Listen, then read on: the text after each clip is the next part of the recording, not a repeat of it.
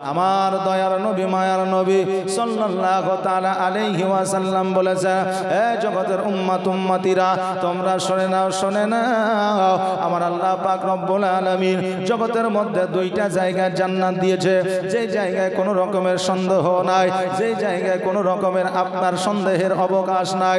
আল্লাহ তাবারক তাআলা গ্যারান্টি সহকারে জান্নাত দিয়েছে।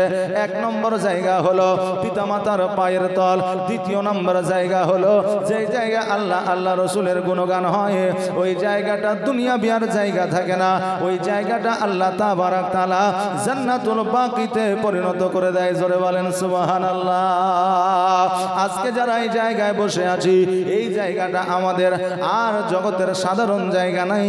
এই জায়গাটায় যতক্ষণ পর্যন্ত আল্লাহ রসুলের আলোচনা হবে ততক্ষণ পর্যন্ত এই জায়গাটা হলো জান্নাতি জায়গা। বাবাজি ভাইরা, আজকে আপনাদের গ্রামের যুবকেরা যেই উদ্দেশ্যে আপনার মাহফিল সাজিয়েছে, যেই উদ্দেশ্যে জালসা করেছে, ওই উদ্দেশ্যটা হলো এটাই, কবরস্থানের উন্নতি করবে, রুহের মাগফিরাতের উদ্দেশ্যে এই জালসার মাহফিল। এমন একটা বাড়ি না যেই বাড়িতে মানুষ মারা যায় নাই। ওরে বাবা, যদি আমাদের বাড়ি খালি না থাকে, আমাদের বাড়ি থেকে প্রত্যেকের বাড়ি থেকে যদি মৃত্যুবরণ করে কবরে যায়, আমরা ওই কবরস্থানের উন্নতি করবে কেন আমরা ওই জায়গায় উপস্থিত হব না? আজকে ওই কবরবাসীরা আমাদের চিঠি পাঠাতে পারে না, পেগাম পাঠাতে পারে না। আমার দয়ার নবী বলেছেন, যারা অন্ধকার কবরে আছে তাদেরকে যদি আল্লাহ একটা সুযোগ দিত, হে কবরবাসী, তোমরা এইখান থেকে একটা তোমাদের পরিবারকে একটা চিঠি পাঠায় দাও। আমার নবীজি বলেছেন, ওই মুর্দা ব্যক্তি তার পরিবারকে চিঠি লিখত, বলতো, রে জগতের মধ্যে তুমি যাই করো না কেন, আল্লাহর ইবাদত উপাসনা করে কবরের মধ্যে আসিও, কারণ এই কবর শান্তির জায়গা নয়। অনেক মা বোনেরা, ভাইরা, বাপজিরা আছে যারা বলে থাকে মরে গেলে শান্তি পাওয়া যাবে, বলে কি বলে না যে মরে গেলে শান্তি পাওয়া যাবে।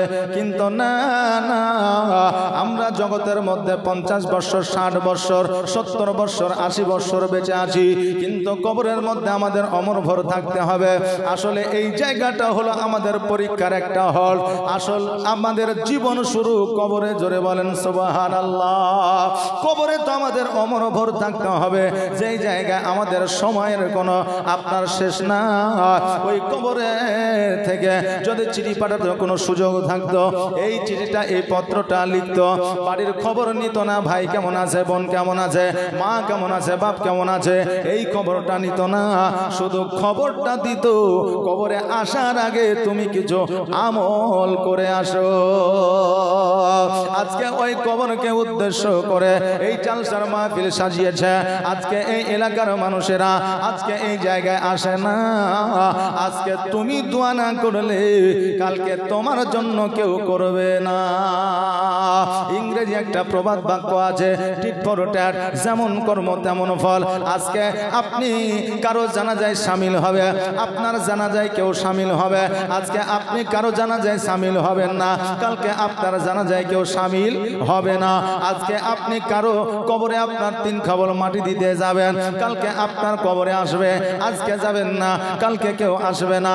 যেমন কর্ম জগতের মধ্যে করবে, তেমন ফল জগতের মধ্যে পেয়ে যাবে না।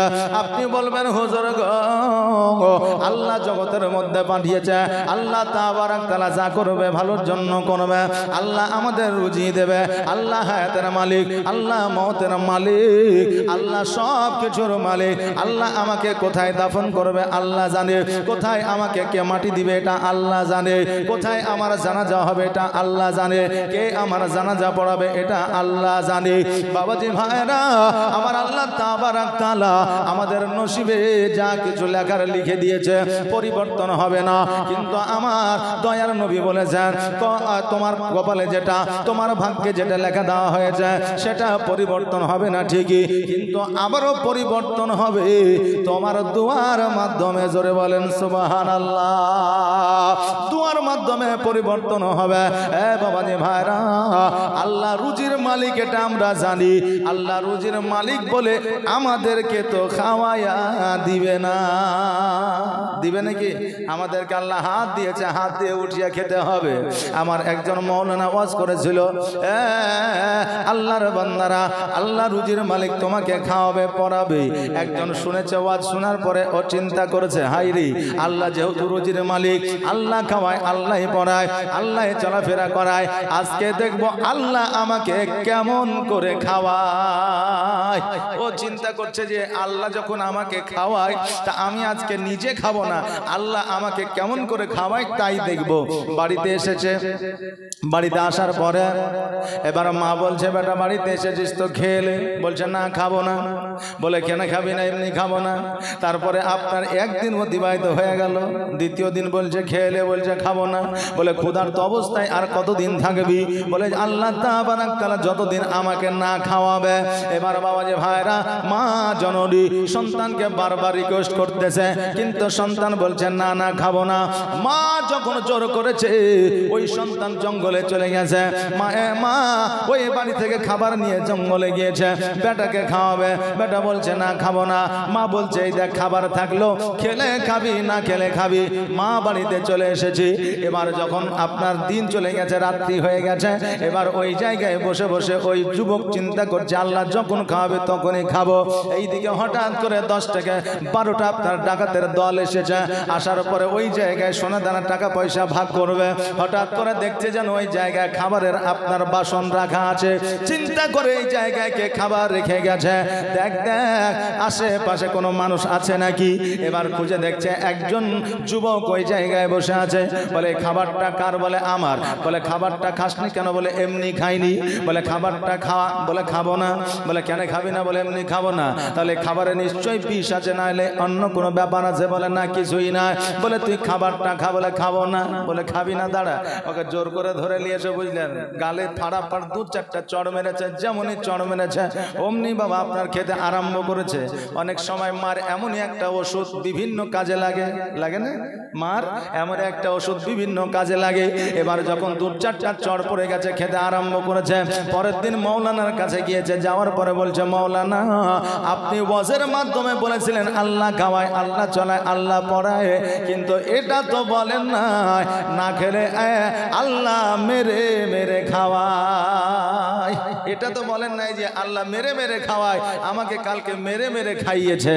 বাবাজি ভাইরা, আল্লাহ আমাদের রুজির মালিক ঠিকই, কিন্তু আল্লাহ আমাদের কর্ম দিয়েছে, আল্লাহ আমাদের হাত দিয়েছে, আল্লাহ আমাদের জিহ্বা দিয়েছে, আল্লাহ আমাদের নাক দিয়েছে, আল্লাহ আমাদের চোখ দিয়েছে।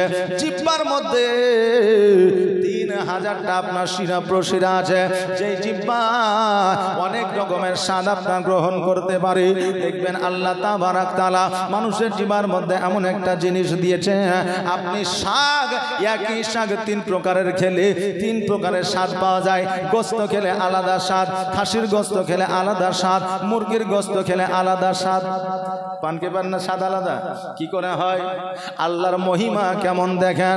ও বাবাজি ভাইরা, জগতের মধ্যে আপনি যাবতীয় যাহা কিছু করছেন না কেন, হালালি পথে আসেন, হালালি উপার্জন করেন, ভালো কাজ করেন, আল্লাহর উপাসনা করেন। কবরে আল্লাহ আপনার কবরে জান্নাতের বিছানা বিছায় দিবি। আর যদি জগতের মধ্যে সুদ ঘুষ নিয়ে ব্যতিব্যস্ত থাকেন, হারাম কাজে যদি লিপ্ত হয়ে থাকেন, কবরের মধ্যে এমন আযাব হবে, ডান দিকের মাটি বাম দিকের মাটি চাপ দেবে, আপনার হাড় হাড্ডিগুলা আটার মতো পেশাই করে দেবে। বাবা, ওই কবরে আপনার বিষাক্ত সর্প আসবে, আপনাকে দংশন করবে, আপনার শরীরটাকে ঝাঁঝরা করে দেবে। এত যন্ত্রণা সহ্য করা যাবে না রে বাবা। এই জন্য জগতের মধ্যে একটু ভালো কাজ করে জানা, যেই ভালো কাজ আল্লাহর দরবারে পছন্দনীয় হবে। আমার আল্লাহ তাআলা বলে, বান্দারে, তোমার একটা ভালো কাজ যদি আমার পছন্দ হয়ে যায়, ওই ভালো কাজটার জন্য আমি আল্লাহ তোমাকে জান্নাতবাসী করে দিব। জোরে বলেন সুবহানাল্লাহ। আজকে জগতের মধ্যে আমাদের কষ্ট করতে হয় না, যুদ্ধের ময়দানে যেতে হয় না, জিহাদ করতে হয় না, নিজের সন্তানকে কতল করতে হয় না, নিজের সন্তানকে শহীদ করতে হয় না, কিন্তু এমন একটা সময় ছিল যেই সময় ইসলামের জন্য জিহাদ করতে হয়েছে, যেই সময় ইসলামের জন্য প্রাণকে বাজি রাখতে হয়েছে, যেই সময় ইসলামের জন্য যুদ্ধের ময়দানে যেতে হয়েছে, যেই সময় চুরি করে আল্লাহর ইবাদত করতে হয়েছে, যেই সময় ইবাদত করতে গিয়ে কাফেররা যদি দেখেছে পাথরের আঘাত করেছে, এত কষ্টের মধ্যেও আল্লাহর ইবাদত উপাসনা করেছে, এখন বর্তমানে আমাদের কিছুই করা লাগে না, বর্তমানে যুদ্ধের ময়দানে যেতে হয় না, নামাজ পড়লে কেউ পাথরের আঘাত করে না, এখন মসজিদে এসি লাগায় দেওয়া হচ্ছে, বান্দারে তোরা ইবাদত কর। এসি থাকার পরেও মোরা মসজিদে যাই না। বাবার ভাড়া জগতের মধ্যে এমন একজন কাফের ছিল যার নাম ইতিহাসের পাতায় জলজল করে, যার নাম আমরা বিভিন্ন জায়গায় শুনেছি, যার নাম হলো ফেরাউন। এই ফেরাউনের সর্বপ্রথম একটা ব্যবসা ছিল, যেই ব্যবসাটা ছিল তরমুজের ব্যবসা। দেখেন না রোজার মাসে আপনার তরমুজের দাম বেড়ে যায় নাকি বলেন, আবার বিক্রিও খুব বেশি হয়, যদি লাল না হয় ইনজেকশনের দ্বারা দিয়ে আপনার লাল করে দেয়, বলে যত খুশি খা, আর ডায়রিয়া হয়ে হাসপাতালে গিয়ে ভর্তি হয়। বাবা আজকে আমরা এই তরমুজ নিয়ে ব্যতিব্যস্ত, কিন্তু এই তরমুজের ব্যবসা ছিল মূলত ফেরাউনের। এই ফেরাউন তরমুজের ব্যবসায় কত রকমের কারসাদি করেছে, কারসাদি করার পরে কত মানুষের সঙ্গে চিটারি বাটপারি করেছে। এই ফেরাউন মানুষের প্রতি অত্যাচার শুরু করে বাদশাহীর পদ নিয়েছে, বাদশাহী পদে আসার পরে মানুষের প্রতি অত্যাচার শুরু করেছে। মানুষের প্রতি অত্যাচার শুরু করার পরে ওই আপনার নিজেকে খোদাই দাবি করেছে। জগতের মধ্যে যতই পাপ করেন না কেন আল্লাহ তাবারক তাআলা জগতের মধ্যে তার বিচার কিছু করে দেয়। দেখবে জগতের মধ্যে আপনি কারো হালাল, কারো টাকা মেরে খাবেন, কারো পয়সা মেরে খাবেন, আল্লাহ আপনাকে এমন একটা রোগ দিবে, আল্লাহ এমন একটা আপনাকে বালা দেবে যে যত টাকা মেরেছেন তার চাইতে 1000 গুণ বেশি টাকা ডাক্তারের কাছে চলে গেছে। আপনি মনে করেন যে এটা তো আমি নিজের টাকা খরচা করছি। বাবাজি ভাইরা জগতের মধ্যে পাপ করবেন, জগতের মধ্যে আল্লাহ এমন কিছু শাস্তি দিয়ে দেবে আপনার ওই গুনাহ থেকে কিছু গুনাহ ঝরে যাবে। ফেরাউন যখন আল্লাহ নিজের খোদাই দাবি করলো, মানুষ যেন ব্যতিব্যস্ত হয়ে গেল, তার অত্যাচার সহ্য করতে পারে না। আল্লাহ দরবারে দোয়া করে, আল্লাহ গো আজকে এই ফেরাউনের অত্যাচার থেকে কেমন করে বাঁচা যায়, এই ফেরাউনের অত্যাচার থেকে কেমন করে আরাম পাওয়া যায়। এবার প্রত্যেকটা মানুষ যেন হাহাকার শুরু করে দিল, গ্রামের মধ্যে যেন কোনো শান্তি নাই, শহরের মধ্যে যেন কোনো শান্তি নাই, যেন সর্বদা সর্বসময় যেন হাহাকার লেগে থাকে। ওই ফেরাউন রাত্রিবেলায় বিছানায় শুয়ে আছে, হঠাৎ করে স্বপ্নের মাধ্যমে দেখছে যেন সিরিয়ার দিক থেকে মিশরের দিকে যেন একটা আলো যেন এসেছে। আলো আসার পরে জ্যোতি এসেছে, জ্যোতি আসার পরে তার রাজপ্রাসাদকে যেন পুড়িয়ে দিয়েছে, তার রাজপ্রাসাদকে যেন জ্বলিয়ে দিয়েছে। সকালবেলায় যখন ঘুম ভেঙে গেল, ঘুম ভেঙে যাওয়ার পরে তার কাছে নিকটতম যারা পুরোহিত ছিল তাদের কাছে গিয়ে স্বপ্নের কথাটা বলল। স্বপ্নের কথাটা যখন বলল, তারা স্বপ্নের বর্ণনা করলো, তারা স্বপ্নের ব্যাখ্যা দিল যে আমাদের ফেরাউন, আমাদের প্রভু আজকে যে নূরটা, যে আলোটা, যে জ্যোতিটা আপনি দেখেছেন, ওই জ্যোতিটা আপনার ধ্বংসের পথ, আপনাকে ধ্বংস করার জন্য আসবে। বলে কেমন করে ধ্বংস করবে? বলে শোনে জগতের মধ্যে এমন একজন আসবে যে আপনার খোদাই দাবিকে ধ্বংস করবে। জগতের মধ্যে এমন একজন আসবে যে আপনার রাজপ্রাসাদকে ধ্বংস করবে। জগতের মধ্যে এমন একজন আসবে যে আপনার খোদাই দাবিকে নষ্ট করবে। সেটাই স্বপ্নের মাধ্যমে আপনি দেখেছেন। ফেরাউন যেন চিন্তায় চিন্তিত হয়ে গেল, এটা কেমন করে বাঁচানো যায়, আমার প্রসাদ কেমন করে বাঁচানো যায়, আমার প্রাণ কেমন করে বাঁচানো যায়, আমার যে ওই ঐতিহ্য আছে, এই ঐতিহ্য কেমন করে বাঁচানো যায়। জগতের মধ্যে এমনও মানুষ আছে নিজের ঐতিহ্য বজায় রাখার জন্য ইমামকে ইমাম মনে করে না, আলেমকে আলেম মনে করে না, বাপকে বাপ মনে করে না, মাকে মা মনে করে না, প্রতিবেশীকে প্রতিবেশী মনে করে না, নিজের ঐতিহ্য বজায় রাখার জন্য। বাবা যে ভাইরা, জগতের মধ্যে এমনও মানুষ আছে যারা নিজের জ্বর খাটায় বলে এটাই ঠিক, বেঠিক বলে ঠিক, বলে কি বলে না? আছে না নাই? যেটা বেঠিক সেটাকে বলে ঠিক। এখন তার টাকা আছে, পয়সা আছে, ধন আছে, সম্পদ আছে, এখন তার হাতে হা মিলাইতে হয়। অনেকে হা মিলা দেয়।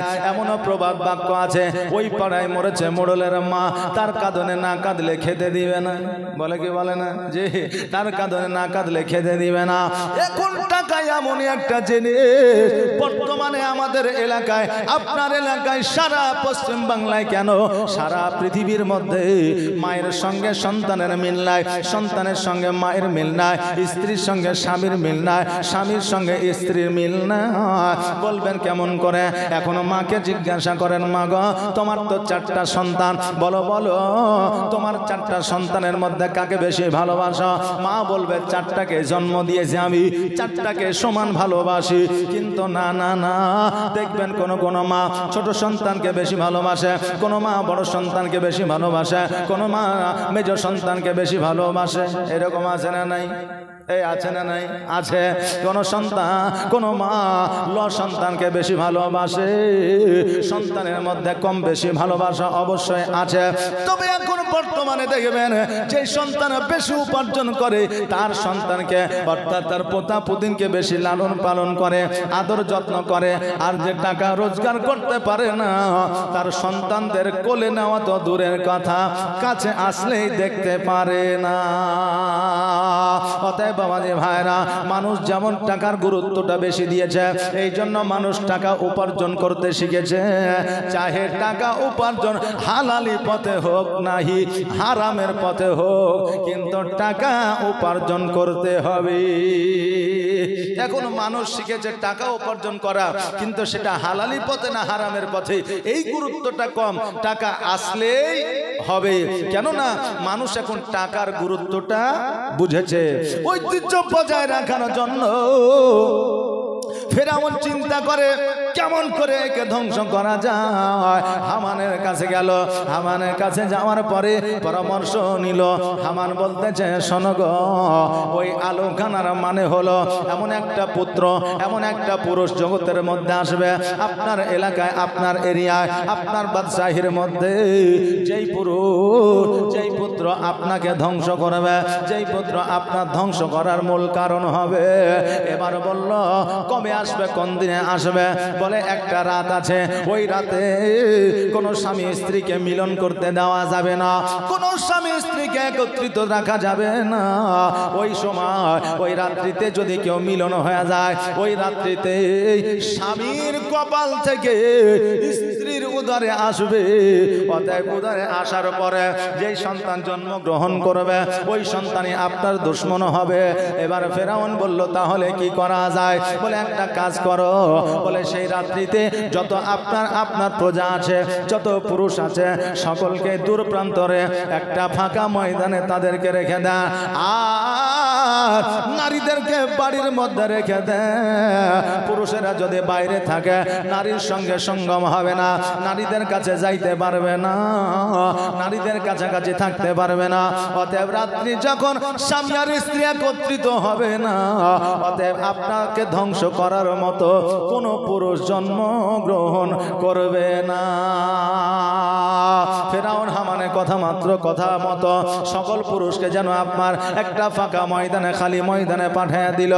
খালি ময়দানে পাঠিয়ে দেওয়ার পরে এইদিকে সকল নারীদের বাড়িতে রাখলো, নারীরা যেন সবাই বাড়িতে আছে। এইদিকে আপনার একজন ফেরাউনের দেহরক্ষক ছিল, যার নাম ছিল ইমরান। আর ওই ইমরান আর কেউ ছিল না, ওই ইমরান ছিল আমার হযরতে মুসা আলাইহিস সালামের আব্বা জান। ফেরাউনের দেহ রক্ষা করত। এবার ওই ইমরান ফেরাউনের দরওয়াজার সম্মুখে যেন দাঁড়ায় আছে। এইদিকে ইমরানের স্ত্রী অর্থাৎ মুসা আলাইহিস সালামের মা রাত্রিবেলায় ঘুম থেকে জেগে উঠেছে। জেগে ওঠার পরে ফেরাউনের দেহরক্ষক ইমরানের স্ত্রী চিন্তা করে, আল্লাহ গো, আমার স্বামী তো বাড়ি আসলো না, অতএব আমার স্বামী বাড়ি না আসলে আমি যে থাকতে পারি না। আমার স্বামী যদি আমার কাছে না আসে আমার যে রাত্রি অতিবাহিত হয় না। অতএব আল্লাহ, এখন আমি কি করব? রাত্রি যেন আপনার মধ্যরাত্রি হয়ে গেছে, স্বামীর দিকে আপনার তাকায় আছে, স্বামী যেন বাড়িতে আসে না। এবার যেন ওই ইমরানের স্ত্রী যেন ফেরাউনের রাজপ্রাসাদের দিকে এগোতে আরম্ভ করলেন। রাজপ্রাসাদে যাওয়ার পরে দেখছে যেন আপনার সবাই ঘুমায় আছে, একমাত্র তার স্বামী জেগে আছে। স্বামীর কাছে গেল, যাওয়ার পরে পাশে বসে যেন আপনার কথাবার্তা আরম্ভ করলেন। কথাবার্তা যখন শুরু হয়ে গেল, এইদিকে মুসা আলাইহিস সালামের আব্বাজান অনেকদিন যেন আপনার বাড়িতে যায় না, আপনার রাজপ্রাসাদের ডিউটি দিয়েছিল।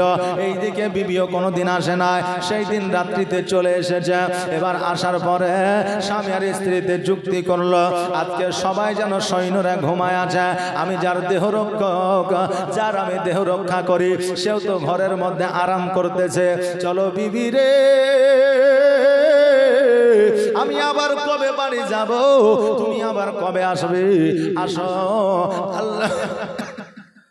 আল্লাহর সবচাইতে বড় নিয়ামত জগতের মধ্যে দিয়েছে স্বামী আর স্ত্রীর মিলন। চলো আমরা আর দেরি না করি, আমরা মধুর সময়টা আমরা অতিবাহিত করি।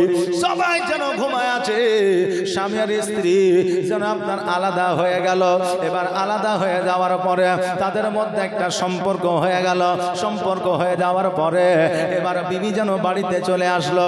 ইমরান স্বামী ওই জায়গাতেই থাকলো। ফেরাউন মনে করলো আজকে কোনো স্বামী আর স্ত্রী একত্রিত হতে পারে না, কিন্তু আল্লাহ তাবারাক তাআলা যে যার মাধ্যমে আমার মুসা আলাইহিস সালামকে পাঠাবে, তার সঙ্গে সম্পর্ক হয়ে গেল, এটা জগতের কেউ জানতে পারলো না। আল্লাহ যেটা চায় মানুষ হাজারো চেষ্টা করলে সেটা বাধা দিতে পারবে না। আর আল্লাহ যদি না চায় মানুষ হাজারো চেষ্টা করলে সেটা তৈরি করতে পারবে না। এইভাবে আপনার রাত্রিটি অতিবাহিত হয়ে গেল, দিনগুলো অতিবাহিত হয়ে যায়। হঠাৎ করে দেখতেছে যেন রাত্রিবেলায় আকাশের মধ্যে একটা বড় আপনার নূর দিয়ে, বড় একটা আলো দিয়ে চন্দ্র আপনার তারা উঠে গেছে। তারাটা যখন জলজল করে দেখা যায়, হামান ছুটতে ছুটতে আসিয়া ফেরাউনের কাছে উপস্থিত হয়েছে। ফেরাউনকে আসিয়া বলতেছে, এই আমাদের বাদশাহ, আজকে আপনি যে আইন জারি করেছিলেন, আইন চালু করেছিলেন, ওই আইন তো আমাদের কাজে লাগেনি। বলে কেমন করে বুঝলে? বলে দেখেন গো, আজকে আকাশের উপরে যে তারাটা উঠেছে, ওই তারাটায় বলতেছে জগতের মধ্যে স্বামী আর স্ত্রী মিলন হয়ে গেছে। আল্লাহ তাবারাক তাআলা যে পয়গম্বর, যে রাসূলকে জগতের মধ্যে পাঠাবে, তাকে কারো না কারো কোন মহিলার উদরে পাঠায় দিয়েছে। এই চন্দ্র আকাশের তারা দেখে বোঝা যায় তারা বাবা সেই আমলের জ্ঞানী গুণী মানুষ ছিল, তারা স্বপ্নের ব্যাখ্যাকারী ছিল। এবার ফেরাউন বলল, তবে কি করা যায়, এটা কেমন করে রদ করা যায়? হামান বলল, শোনো গো, আজকে ওই পুত্রের কাছ থেকে আপনি যদি রক্ষা পেতে চান, যারা পুত্র সন্তান জন্ম দেবে প্রত্যেকটা পুত্রকে শৈশবকালে আতুর ঘরে তাদেরকে কতল করে দেওয়া হোক। ফেরাউন বলল, যদি কতল করে দিই আমার রাজপ্রাসাদ কি টিকে যাবে? বলে হ্যাঁ। বলে আমার রাজত্ব কি থেকে যাবে? বলে হ্যাঁ। বলে ঠিক আছে, আজকে থেকে আইন জারি হয়ে গেল। এক একটা মহিলাকে ডাকা হলো, এক একটা মহিলাকে দায়িত্ব দেওয়া হলো। বলে শোনো রে, প্রত্যেকটা বাড়িতে বাড়িতে যাইবা, আর লক্ষ্য রাখবা, যেই বাড়িতে পুত্র সন্তান জন্ম নেবে আমাকে খবর দিবা, তার জন্য তোমাদের পুরস্কৃত করব।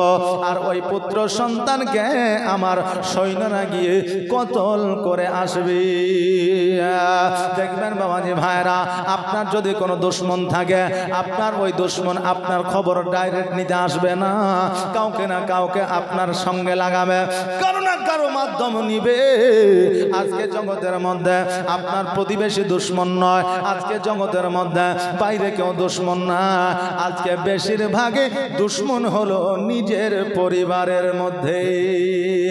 কারণ হইল জ্ঞানী গুণীরা বলেছে বাইরের দুশ্মন হলে যুদ্ধ করে তার সঙ্গে পরাজয় করা যায়, বাইরের যদি দুশ্মন হয় তার সঙ্গে মারামারি করা যায়, বাইরের যদি দুশ্মন হয় তাই ওই যুদ্ধে জয়লাভ করা যায়, কিন্তু নিজের পরিবারের মধ্যে যদি দুশ্মন তৈরি হয়ে যায় কিয়ামত পর্যন্ত ওই যুদ্ধ থামানো সম্ভব নয়। ও বাবাজি ভাইরা, এবার প্রত্যেকটা মহিলাকে যেন এই ডিউটি দেওয়া হলো, যেই বাড়িতে যেই পরিবারে পুত্র সন্তান জন্মগ্রহণ করে এই ফেরাউনের লোকেরা যাইয়া ওই পুত্র সন্তানকে যেন বাবা আপনার কতল করে দিয়ে আসে, জগৎ থেকে তাদেরকে বিদায় দিয়ে দেয়। ওই ফেরাউন কত যে আপনার পুত্রকে, কত শৈশবকালে শিশু সন্তানকে আপনার কতল করেছে যার কোনো হিসাব না। আজকে যাদের কতল করতে অন্তর কাঁদে না, যাদের কতল করতে মনে বাঁধে না, তাদেরকে কাফেরের ন্যায় বলা হয়েছে। ওই ফেরাউন এত নিষ্ঠুর ছিল, কাউকে কাটতে দ্বিধাবোধ করে না। এবার যখন বাবারা প্রত্যেকটা বাড়িতে পুত্র সন্তান জন্ম নিলে তাদেরকে কতল করে দেওয়া হয়, এইদিকে মুসা আলাইহিস সালামের মা চিন্তা করে, আল্লাহ গো, আজকে আমার আমার গর্ভে পুত্র আছে না কন্যা আছে এটা তো আমি বলতে পারবো না, জানি না, তবে পুত্র যদি হয় আমার সন্তানকে কতল করে দেবে, আর আমার সন্তানকে যদি কতল করে দেয় আমি সহ্য করতে পারবো না। কারণ হলো বাবা রে, মায়ের সম্মুখে যদি সন্তানকে কতল করা হয় মা সহ্য করতে পারবে না। কতল করা তো দূরের কথা, মায়ের সম্মুখে যদি সন্তান ওজন খেয়ে যদি পড়ে যায়, মায়ের কলিজায় আঘাত লেগে যায়, মা কষ্ট পেয়ে যায়। সন্তান যতটা চোট পায় তার চাইতে চোট বেশি নিজের মা পেয়ে যায়। এই জন্য কবি বলেছেন, বাবারে মাকে জীবনে কোনোদিন কষ্ট দিও না, মাকে কোনোদিন ব্যথা দিও না, মাকে কোনোদিন বেদনা দিও না, কথার মধ্যে আঘাত দিও না, মাকে কোনোদিন কষ্ট দিয়ে কথা বলিও না। কারণ মাকে কষ্ট দিয়ে কথা বললে, মাকে যদি অসন্তুষ্টিত করা হয়, লক্ষ লক্ষ টাকা খরচ করে সোনার মদিনায় গেলেও হজ হবে না। মা জগতের মধ্যে জান্নাত, মায়ের চেহারা দেখলে জান্নাত দেখা যায়, মায়ের পদতলে চুম্বন করলে জান্নাতে চুম্বন করা হয়। মা জগতের মধ্যে সব চাইতে বড় নিয়ম, মা জগতের মধ্যে কিনা পাওয়া যায় না, জগতের মধ্যে সব কিছু কিনে পাবেন। আজকে আপনার স্ত্রী ছেড়ে চলে গেলে দ্বিতীয় স্ত্রী খুঁজে পেয়ে যাবেন, আপনার দ্বিতীয় স্ত্রীর সঙ্গে আপনার আবার সন্তান জন্ম হবে। জগতের মধ্যে ভাই আপনি পেয়ে যাবেন, বোন আপনি পেয়ে যাবেন, কিন্তু মা পাবেন না। এ মায়ের মূল্য জগৎ বিক্রি করে দিলেও কোনো দিন দেওয়া যাবে না। মায়ের দিলেতে ব্যথা কখনো দিও না, কখনো দিও না, মায়ের দিলেতে ব্যথা কখনো দিও না, কখনো দিও না। আর মায়ের দোয়ায় পাওয়া যায় গো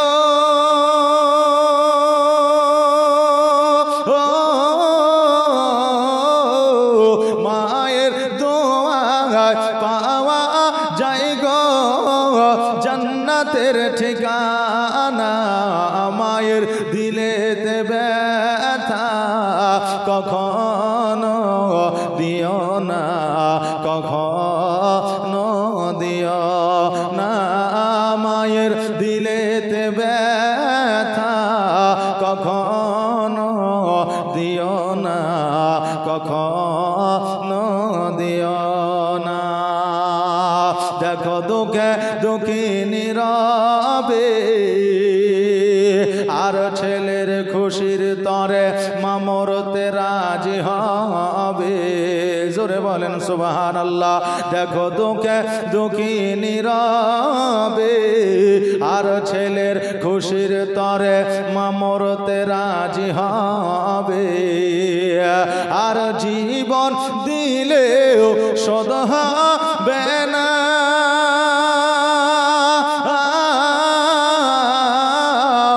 জীবন দিলেও শোধ হবে না। মায়ের দুধের দেনা, মায়ের দিলেতে ব্যথা কখনো দিও না, কখনো দিও না। মায়ের দিলেতে ব্যথা কখনো দিও না, কখনো দিও না। আর মায়ের দোয়ায় পাওয়া যায় গো জান্নাতের ঠিকানা।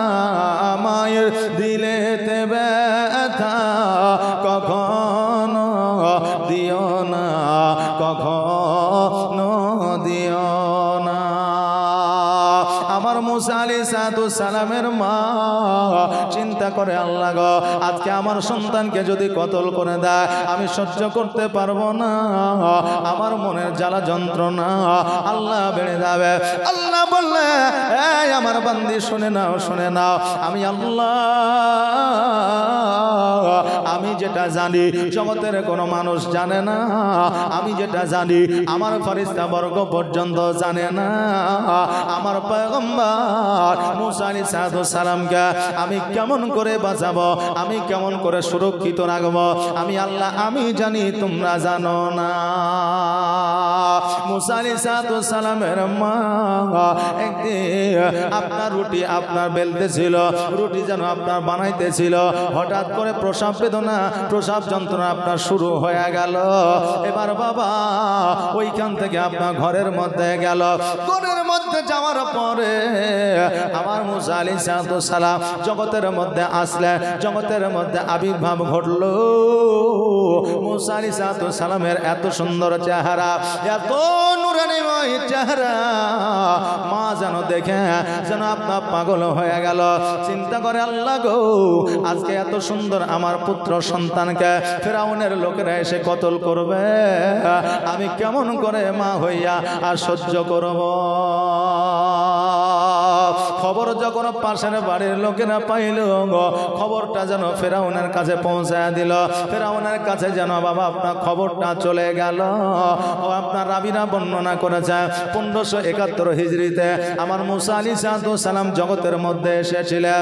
মুসা আলাইহিস সালাম জগতের মধ্যে আসার পরে মায়ের চেহারাটা দেখে মুসা আলাইহিস সালাম নিজকে যেন বাবা হেসেছিলেন।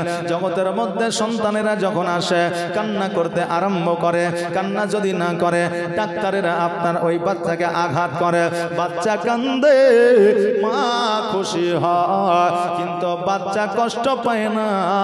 বাচ্চা প্রসাব করতে গিয়ে মায়ের বেশি কষ্ট হয়, কিন্তু তবুও বাচ্চার মুখ দেখিয়া মা কিন্তু হাসে।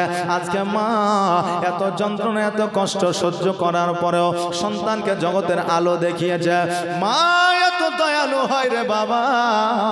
প্রত্যেকটা মা আমরা জানে সন্তান জন্ম দিতে গিয়ে হয়তো আমার মরণও হতে পারে, সন্তান জন্ম দিতে গিয়ে হয়তো আমার প্যারালাইসিস হতে পারে, সন্তান জন্ম দিতে গিয়া হয়তো আমার স্ট্রোক হতে পারে। তবুও কোনো মা আজ পর্যন্ত বলে না যে আমি সন্তানের মা হতে চাই না। কেউ কি বলেছে বাবা? কোনো মা বলে নাই। এই জন্য আমার আল্লাহ তাবারাক তাআলা মায়েদেরকে একটা স্পেশাল অফার দিয়েছে। সন্তান জন্মগ্রহণ করার পরে ওই মা একটা মাকবুল হজের সব পেয়ে যায়। আর সন্তান জন্ম দিতে গিয়া যদি কোনো মা ইন্তেকাল করে যায়, ওই মাকে শহীদের দরওয়াজা দিয়া আমার আল্লাহ ওই মহিলাকে জান্নাতবাসী করে দেয়। জোরে বলেন সুবহানাল্লাহ। মা জননী মুসা আলাইহিস সালামের দিকে তাকায়া তাকায়া দুই চোখের পানি ছেড়ে দিয়ে যেন কান্দে। আল্লাহ গো, ইজ্জতের মালিক তুমি, বেইজ্জতের মালিক তুমি, হায়াতের মালিক তুমি, মওতের মালিক তুমি। আমি জানি তোমার পয়গম্বর তুমি কেমন করে রক্ষা করবে এটা তুমি ভালো করে জানো, আমি জানি না। অনেক রাবীরা বর্ণনা করেছেন মুসা আলাইহিস সালামের মা, মুসা আলাইহিস সালামের আব্বা এরা ছিল ইহুদি। জোরে বলেন নাউজুবিল্লাহ। কারণ এদের বংশ ছিল বনি ইসরাইল বংশ। ইয়াকুব আলাইহিস সালামের আপনার পরম্পরা, ইউসুফ আলাইহিস সালামের পরম্পরা, যেই বংশটা পয়গম্বরের বংশ, যেই বংশটা আপনার নবীদের বংশ, সেই বংশের মানুষেরা কেমন করে বেধর্মিক হতে পারে?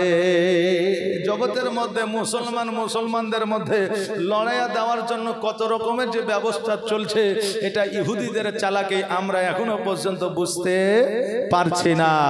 মুসা আলাইহিস সালামের মা ওই সন্তানকে নিয়ে আপনার আদর করছে, যত্ন করেছে। এমত অবস্থায় ফেরাউনের লোকেরা এসে হাজির হয়েছে। পুত্র সন্তান জন্ম নিয়েছে বলে দেখবে, বলে কতল করে দিবে, বলে আরে বাবা, আজকে জগতের মধ্যে আমাদের মা বোনেরাও এইরকম আছে যে কোনো খবর পাইলে ওই খবরটা অন্য জায়গায় পৌঁছে দেওয়ার জন্য প্রস্তুত থাকে কি থাকে না? থাকে। এই জন্য আমার নবী পাক সাল্লাল্লাহু তাআলা আলাইহি ওয়াসাল্লাম যখন আপনার মেরাজ করে যখন আপনার জগতের মধ্যে এসেছিলেন, সাহাবীরা বলেছিলেন ইয়া রাসূলুল্লাহ, ইয়া হাবিবাল্লাহ, কি কি দেখলেন? বলে জান্নাত দেখেছি, জাহান্নাম দেখেছি। নবী গো, জান্নাতে বেশি মানুষ ছিল না, জাহান্নামে ছিল। আমার নবীজি বললেন জাহান্নামে ছিল। বলে কারা বেশি জাহান্নামে ছিল? নবী আমার বললেন জাহান্নামে বেশি নারীরা ছিল। সাহাবীরা বললেন হুজুর গো, নারীরা বেশি ইবাদত করে, নারীরা বেশি নামাজ পড়ে, নারীরা বেশি নফল আপনার রোজা করে, নারীরা বেশি বেশি আপনার শ্যাম সাধনা করে। অতএব নারীরা কেন বেশি জাহান্নামের মধ্যে? বেরাদারনে মিল্লাত ইসলামিয়া, নারীরা বেশি বেশি রোজা নামাজ পড়ে কি পড়ে না? পড়ে। এই দেখেন কুরবানি গেল, কুরবানির আপনার রোজা যদি রাখে তো আমার মায়েরা রাখে, পুরুষেরা রাখে না। রাত্রিবেলায় মৌলভী সাহেব বলল দুইটা রোজা করতে হবে। স্বামী চায়ের দোকান থেকে বাড়িতে গেল, যাওয়ার পরে খাওয়া দাওয়া সেরে বলছে হারে রহিমের মা, দুইটা তো রোজা রাখতে হবে, তো আমার বদল তুই রেখেলিস। বলে কি বলে না? বলে আমার বদল রোজাটা তুই রেখেলিস। আমার মায়েরা রোজা করতে বেশি পছন্দ করে, এই জন্য মায়েরা বেশি রোজা করে। সাহাবীরা বললেন হুজুর গো, মায়েরা বেশি ইবাদত উপাসনা করে, অতএব মায়েরা বেশি জাহান্নামী কেন হবে? আমার নবীজি বললেন মায়েরা তিনটা কারণে জাহান্নামী বেশি হবে। এক নম্বর কারণ হলো স্বামীর মুখে মুখে তর্ক করা, স্বামীকে গালিগালাজ করা। দ্বিতীয় নম্বর কারণ হলো গীবত করা, এক জায়গার খবর অপর জায়গায় পৌঁছায় দেওয়া, একজনের গীবত অপর জায়গায় করা। তৃতীয় নম্বর কারণ হলো বেপরদায় চলা। এই তিনটা কারণে নারীরা বেশি জাহান্নামে যাবে। আমাদের মায়েদের মধ্যে 100-র মধ্যে 90টার মধ্যে এই তিনটা গুণ আছে, স্বামীকে খারাপ বলা, আর আপনার গীবত করা, আর হচ্ছে বেপরদায় চলা। এই তিনটা গুণ কিন্তু 100-র মধ্যে 90টা মায়েদের মধ্যে আছে। এখন বর্তমানে লক্ষ্মী ভান্ডারের টাকা পাইয়া অনেক মা আমার স্বামীকে স্বামী মনে করে না। 5 মাসের টাকা অ্যাকাউন্টে ঢুকে আছে, এখনো স্বামী যদি উঠে এলে ওই স্বামীর সঙ্গে বিবি 10 দিন কথা বলবে না। এই জন্য অনেক স্বামী বলছে যে হুজুর লক্ষ্মী ভান্ডারের টাকা ছিল না তখন মোটামুটি হাত পাগুলে টিপে দিত, আর এখন লক্ষ্মী ভান্ডারের টাকা যেই দিন থেকে ঢুকতে লেগেছে তারপরে থেকে আমাদের প্রতি অনীহা তৈরি হয়ে গেছে। হুজুর লক্ষ্মী ভান্ডার ছিল না তো মোটামুটি ভালোই ছিল। আচ্ছা বলেনি কি সহজে বলছে? এর মধ্যে জ্বালা আছে, তার জন্যই বলছে। মা বোনেরা, তোমার দ্বারা যদি তোমার স্বামী যদি অসন্তুষ্ট হয়ে যায়, যত ইবাদত উপাসনা করো না কেন, কিয়ামতের দিন জান্নাত মিলবে না। এই জন্য স্বামীর পায়ের নিচে তোমার জান্নাত। স্বামীকে তুমি সর্বদা খুশি রাখো, সুখে রাখো। বাবাজি ভাইরা, যেটা আমি বলতেছিলাম, এইরকম খবর পৌঁছে দেওয়ার মতো অনেক কিন্তু আপনার মায়েরা আছে। এখন বর্তমানে আপনার গ্রামে আপনার এলাকায় যদি কোনো বিবাদ লাগে, ঝগড়া লাগে, ঝামেলা লাগে সমস্যা হয়, এখন পুলিশকে ফোন করা লাগে না, অটোমেটিক চলে আসে। আসে কি আসে? চলে আসে। কারণ তাদের লোক আপনার এলাকায় ছাড়া আছে, যদি কোনো খবর হয় জানায়া দিবি। লোক তো দূরের কথা, এখন সেবিক মেলায় আছে। এক একটা গ্রামে না হলে 4-5টা করে সেবিক আছে, নাকি বলে? কে কোথায় কখন ডিউটিতে থাকে ওদের জানা আছে, কিছু হলেই ফোনটা লাগিয়ে দেয়। তবে এরা কি আমাদের ক্ষতি করে না ভালো করে? যে ভালো করে। বাবাজি ভাইরা, এইদিকে মুসা আলাইহিস সালামের দরওয়াজায় যখন ফেরাউনের লোক মা হতভম্ব হয়ে যায়, চিন্তা করে আল্লাহ এখন আমি কি করব, আমার সন্তানকে কোথায় লুকাবো, আমার সন্তানকে কোথায় রাখবো, আমি তো কিছু বুঝতে পারি না। এইভাবে আপনার হতভম্ব হয়ে গিয়া হযরতে মুসা আলাইহিস সালামকে আপনার হাতখানা ধরিয়া যেই অননে যেই চুলোতে রুটি তৈরি করতেছিল মুসা আলাইহিস সালামকে ওই চুলোর মধ্যে আপনার ঢুকায়া দিল। জোরে বলেন সুবহানাল্লাহ। এইদিকে ফেরাউনের লোকেরা আসিয়া বলল, শোনো রে, এই তোমার ঘরে নাকি পুত্র সন্তান জন্ম নিয়েছে, বলো বলো তোমার সেই সন্তান কোথায়? বলে আমার তো কোনো সন্তান জন্ম নেয় না, দেখো আমার ঘরে কোনো সন্তান আছে কিনা। আমার যে সন্তান হয়েছে ওই সন্তান আদৌ জীবিত ছিল না। এবার বাবাজি ভাইরা, ফেরাউনের লোকেরা খোঁজাখুঁজি করলো, কোনো জায়গায় পাইল না। আর যেই অননে যেই চুলোতে দাও দাও করে আগুন জ্বলছে ওই জায়গা কেমন করে দেখবে? কারণ সবাই তো জানবে এই আগুনের মধ্যে কোনো সন্তান থাকবে না, যদিও থাকে ওই সন্তান বাঁচবে না। এবার ফেরাউনের লোকেরা ঘুরে গেল। এবার মুসা আলাইহিস সালামের মা চিন্তা করে, আল্লাহ গো, আমি অতি তাড়াতাড়ি করে আমার সন্তানকে অগ্নিকুণ্ডায় ফেলে দিয়েছি, আগুনের মধ্যে আমি ফেলে দিয়েছি। আল্লাহ, আজকে আমার সন্তানকে ওই উনুনের মধ্যে ফেলা ছাড়া আমার কোনো উপায় ছিল না। যদি ঘরে রাখতাম আমার সন্তানকে কতল করে দিত, আমি যদি বাইরে রাখতাম আমার সন্তানকে কতল করে দিত, আমি যদি কোলে রাখতাম আমার সন্তানকে কতল করে দিত, আমি যদি অন্য জায়গায় রাখতাম কেউ নিয়ে পালায়া যেত, ফেরাউনকে কেউ দিয়ে দিত। ওগো আল্লাহ, আজকে আমি কোনো উপায় না পাইয়া আমার সন্তানকে আগুনের মধ্যে ফেলে দিয়েছি। আল্লাহ গো, আমার সন্তান হয়তো এতক্ষণ পর্যন্ত আর বেঁচে না। এবার গুটি গুটি পায়ে যখন আগিয়ে আসলেন, আসার পরে যখন আপনার ওই চুলোর মধ্যে উনুনের মধ্যে হাতখানা ঢুকায়া যখন মুসা আলাইহিস সালামকে উঠাতে যাচ্ছেন, দেখছেন যেন ওই জায়গায় আগুন জ্বলছে ঠিকই, কিন্তু আগুনের কোনো তাপমাত্রা নাই। জোরে বলেন সুবহানাল্লাহ। মুসা আলাইহিস সালাম যেমন ছিল ওই রকমই আছে, আপনার শরীর পুরা তো দূরের কথা, আমার মুসা আলাইহিস সালামের একটা লোম পর্যন্ত পড়ে না। আর নবীর প্রেমিক যারা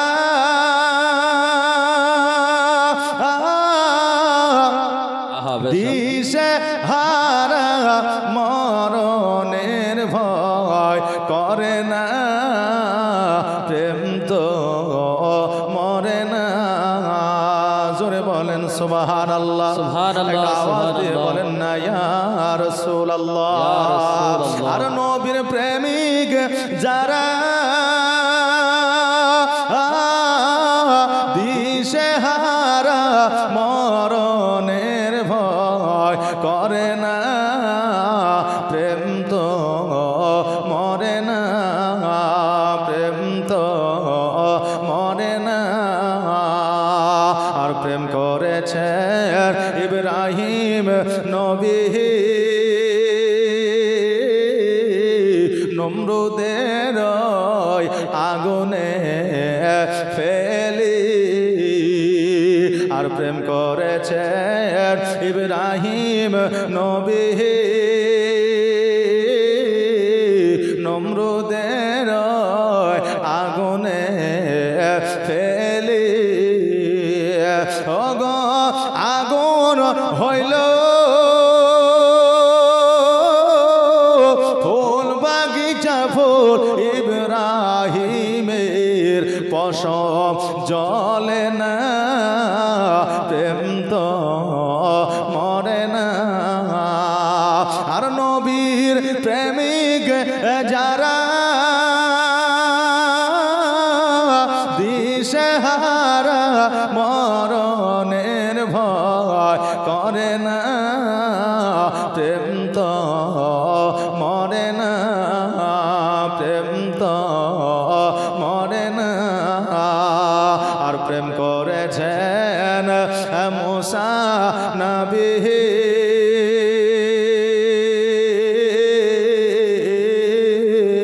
তোর পাহাড়ে গিয়াছেন চলে আর প্রেম করেছেন মুসা নবী তোর পাহাড়ে গিয়াছেন চলে ও গো খোদার নূরে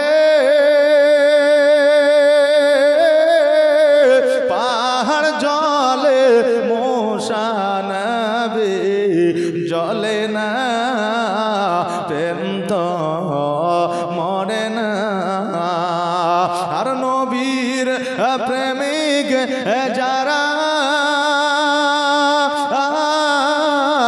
দিশেহারা মরণের ভয় করে না প্রেম তো মরে না প্রেম তো মরে না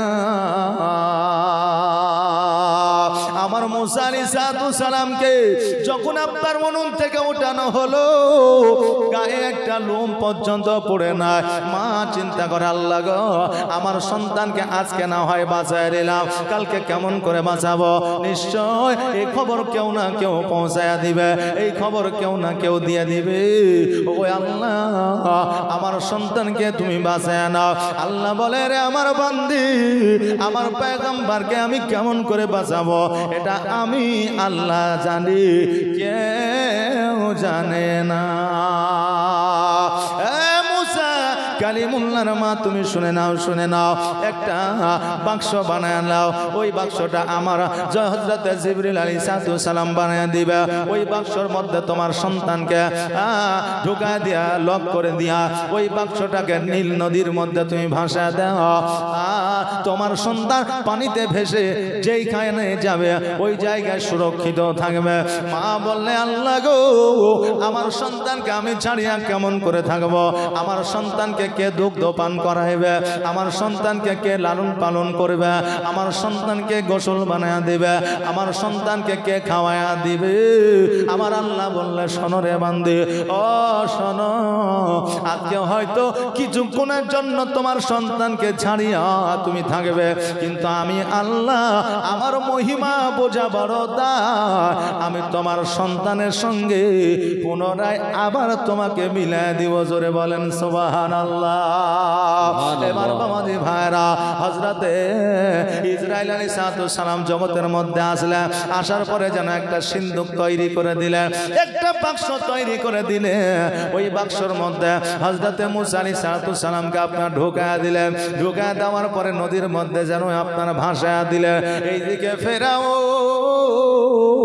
নিজের স্ত্রী আসিয়াকে লইয়া আপনার নদীর কিনারায় যেন বিকেলে বেলায় বসে আছে আর যেন আপনার ফুরফুরে হাওয়া খাচ্ছে আমরা বিকেলে ঘুরতে যাই না জি বাবা যাই না হয়তো মাঠের দিকে বাগানের দিকে বা হয়তো ছাদের উপরে যায় যাতে একটু হাওয়া বাতাস আমাদের গায়ে লাগে আমাদের মায়েরা যুবকদেরকে অনেক সময় বলে তোমরা সকাল সকাল ঘুম থেকে ওঠো না ঠান্ডা বাতাসটা পাও না এই জন্য তোমাদের রোগ বালা বেশি হয়ে যায় বলে কি বলে না বলে ও বাবাদের ভাইরা আমার মায়েরা ফেরাও ওই জায়গায় বসেছিল আসলে নীল নদীর আপনার ধারে বসেছিল না ওই নদী থেকে যেন একটা ওই নদীর কাছ দূর থেকে একটা আপনার রুম তৈরি করা হয়েছিল ওই জায়গা থেকে আপনার নদীর মধ্য পর্যন্ত একটা রাস্তা একটা ক্লেন করে দেওয়া ছিল ওই জায়গায় আপনার নীল নদের পানির স্রোতের মাধ্যমে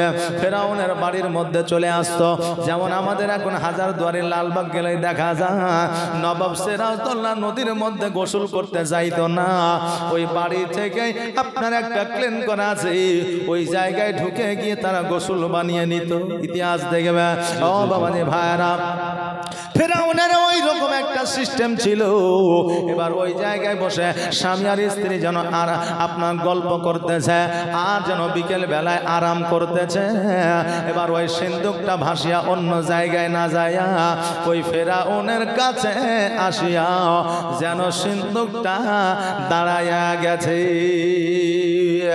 হঠাৎ করে ফেরাউন বলতেছে তার বিবিকে, ও বিবি সাহেবা শোনো রে, আজকে হঠাৎ করে এই বাক্সটা এই জায়গায় এসে দাঁড়িয়েছে, এই বাক্সটা না জানি কি আছে, চলো গিয়ে দেখি। আসিয়া বলল, ওগো আমার স্বামী, তুমি গিয়ে আগে দেখো। এবার ফেরাউন ওই বাক্সটায় যখন হাত দিতে যায়, বাক্সটা দূরে সরে যায়, ফেরাউনের হাতে যেন আসে না। এত কোশিশ করলো, এত আপনার চেষ্টা করলো, কিন্তু বাক্সটা যেন তুলতে পারলো না, হাতের কাছে যেন আসলো না। আর বিবি আসিয়া যেমনই আপনার ওই বাক্সের কাছে গেল, বাক্সটায় যেমনই হাত দেওয়া, অমনি যেন বাক্সটা কাছে চলে আসলো। জোরে বলেন সুবহানাল্লাহ। ওই বাক্সটাকে উপরে উঠানো হলো। এবার উপরে উঠানোর পরে এবার ওই বাক্সটা আপনার ওই বাক্সটা যেন আপনার লক করা আছে, পাসওয়ার্ড মারা আছে। এবার ফেরাউনকে বলল, স্বামী গো, এই লকটা হয়তো আমি খুলতে পারবো না, তুমি এই লকটা খোলো। এবার ফেরাউন যখন ওই লকটা খোলার চেষ্টা করলো, কোনো মতেই যেন খুলতে পারে না, তার দ্বারা যেন সম্ভব হয় না। অনেক প্রকার ভাবে চেষ্টা করলো, কিন্তু সম্ভব হলো না। এবার বিবি আসিয়াকে বলল, ও বিবি রে, একবার তুমি চেষ্টা করে দেখো না। এবার যখন আসিয়া এবার যখন ওই বাক্সর লকে হাত দিয়েছে, যেমনই হাত দেওয়া অমনি যেন বাবা লকটা খুলে গেছে। আর লকটা যেমনই খুলে যাওয়া, বাক্সর ডালা তুলে দেখছে যেন ওই বাক্সর মধ্যে হীরামণি মুক্তা সোনা দানা না, ওই বাক্সর মধ্যে একটা হীরার টুকরা নুরানিময় চেহারা নিয়ে একটা বাচ্চা সন্তান শুয়ে আছে। জোরে বলেন সুবহানাল্লাহ।